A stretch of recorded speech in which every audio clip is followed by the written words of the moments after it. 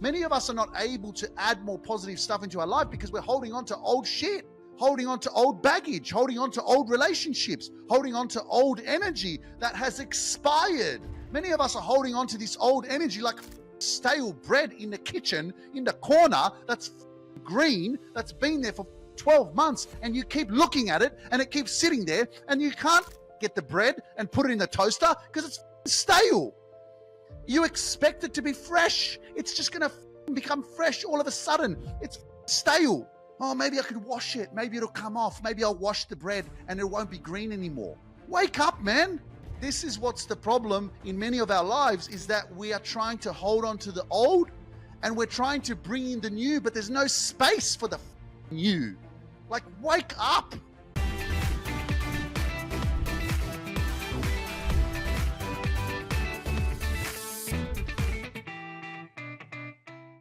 Everything you want is on the other side of action. This is going to be one of the shortest podcast episodes that you have ever listened to on the Luke Mind Power podcast. But nevertheless, I'm going to give you some inspiration from my soul, the motivation for you to keep moving forward, because the treasure that you seek is hidden in the work that you're avoiding. The treasure that you seek is hidden in the work that you haven't done yet. Whatever your treasure is, there will your purpose and your heart be also.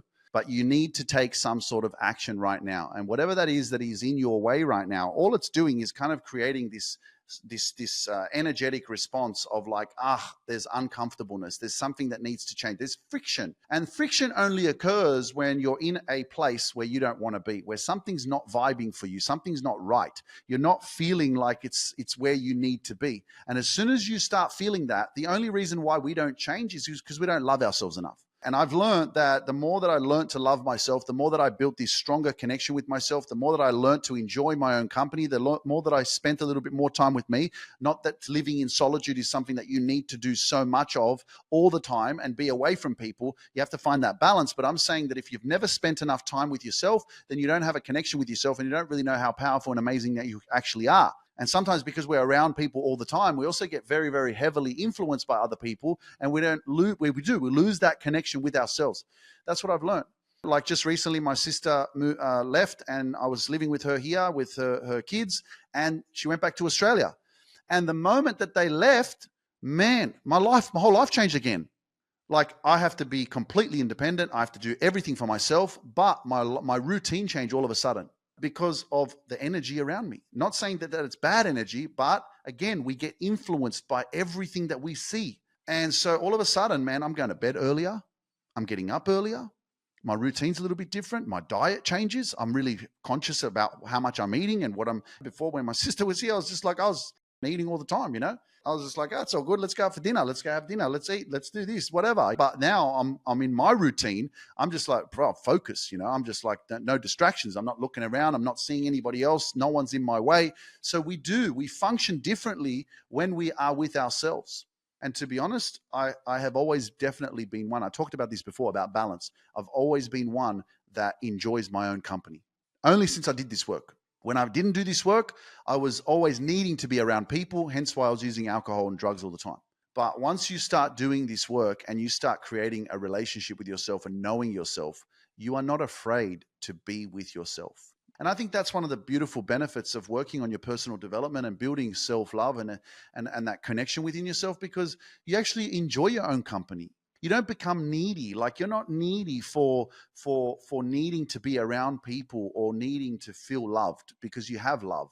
What you may need eventually is just human connection. And that's why it's important to know the difference. Many of us, we don't know the difference. We're like, I feel lonely. It's not you feel lonely. You just don't have a connection with yourself. Because the thing is, when you are alone, you're never really alone, because you're not a nobody. You're a someone. So when you're with yourself, you actually enjoy your own company. You actually have a good relationship with yourself. You find things to do. You do things that you enjoy. You know, you have positive thoughts. You are optimistic. You think very highly of yourself. You're not afraid to be with yourself. I think that's probably one of the most stupidest things that you could ever do in your life, is to walk around and think of yourself as a idiot. One of the most stupidest things that you could ever do in your life is to walk around and think very low of yourself. One of the reasons why you would think very low of yourself is because, well, you're not where you want to be.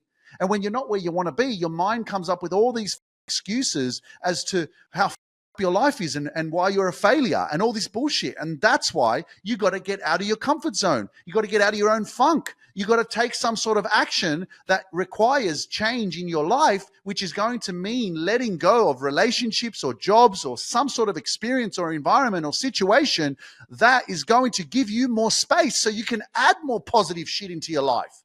Many of us are not able to add more positive stuff into our life because we're holding on to old shit. Holding on to old baggage, holding on to old relationships, holding on to old energy that has expired. Many of us are holding on to this old energy like stale bread in the kitchen, in the corner, that's green, that's been there for 12 months, and you keep looking at it, and it keeps sitting there, and you can't get the bread and put it in the toaster because it's stale. You expect it to be fresh. It's just going to become fresh all of a sudden. It's stale. Oh, maybe I could wash it. Maybe it'll come off. Maybe I'll wash the bread and it won't be green anymore. Wake up, man. This is what's the problem in many of our lives, is that we are trying to hold on to the old and we're trying to bring in the new, but there's no space for the new. Like, wake up. Good podcast episode. Hey, you're feeling this shit. I know you are.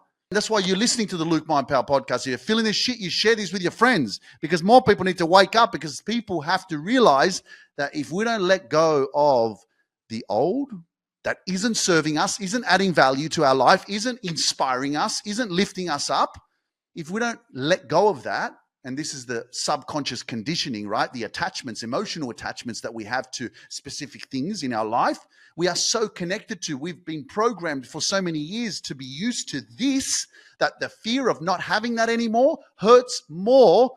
It hurts to even think about, what's it going to be like if I don't have this anymore? Oh, what's going to happen afterwards? So we don't do anything. We stay the same. Stupid, eh? So, and that's why I just say, man, it has to hurt enough, man. You got to like go down some dark valleys, and maybe you need to eat the stale bread. Maybe you legitimately need to go to the corner of the kitchen, grab that stale bread, open up the loaf, put some butter on it, try and put it in the toaster, toast it, eat it.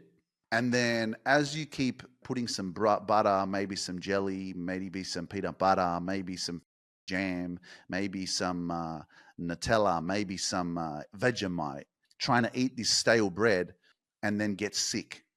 And maybe you need to get sick over and over and over until you get really sick because you're eating this stale shit, that your body goes, I'm debilitated. I can't get out of bed. When you get to that point of sickness, then you maybe will realize that, I better stop eating that bread.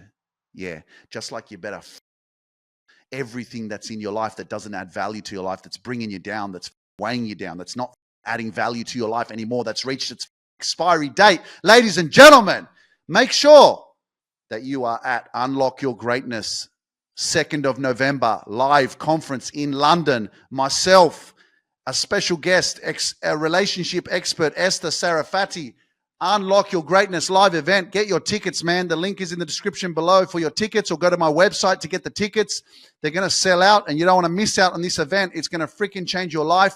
Live in London. I cannot wait to see you there and see you virtually if you get the virtual tickets. But guess what? That's the end of the episode. I've got to go because I've got a client that's waiting for me. So I hope you enjoyed this power. Wake up, okay? Stop sleeping. Don't give up. And just know that I'm cheering for you, and I know that you're going to make the right decisions moving forward.